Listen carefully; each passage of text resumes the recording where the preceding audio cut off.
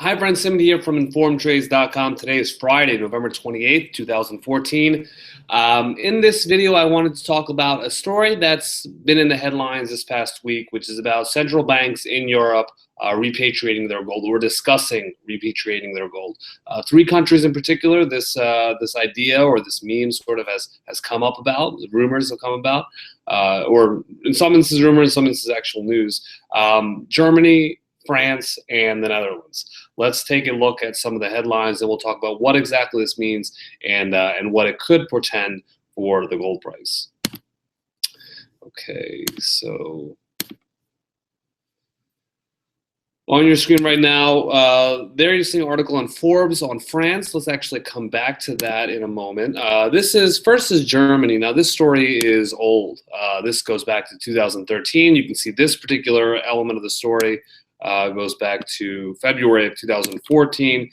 Germany is already in the process of repatriating their gold from the United States, meaning right now a lot of the gold that Germany owns, that its central bank owns, is stored elsewhere, is stored in other countries. A lot of it is stored in the United States. And Germany has begun the process of bringing a lot of it home. As the headline clearly states here, half of German gold reserves will be stored in Germany by 2020. This process is already underway, so Germany is already moving its gold back at a slow rate, but it is beginning to pull some back.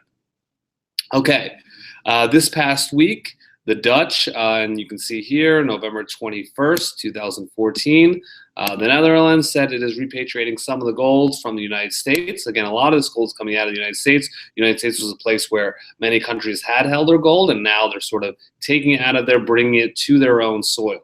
The Dutch gold held central banks. The Dutch also hold gold in Canada and UK. However, they're keeping that gold there. So it's really mainly about pulling out of the US. Now, this one was, I thought personally for me, was the most interesting one. France. Now, this is Marine Le Pen, and I may be mispronouncing that, who is a candidate and the front runner to be France's new president.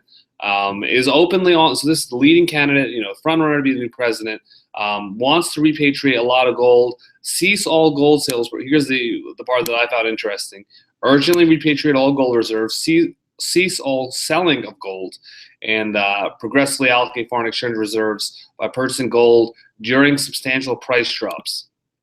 So this is actually about accumulating gold as well. Now this person, Marine Le Pen, is not currently the French president, but is the front runner, and so could be. So it's a candidate issue. And of course, the Swiss are voting on whether they're going to make buying gold a policy of theirs at the end of November. So basically, out of Europe, you're seeing a whole bunch of countries, talking about increasing their gold positions, repatriating their gold, bringing their gold back to their own soil. Now, there are a few takes on this. One is that it doesn't really mean anything, that that all these European countries are doing this is just, random. It's not a significant variable.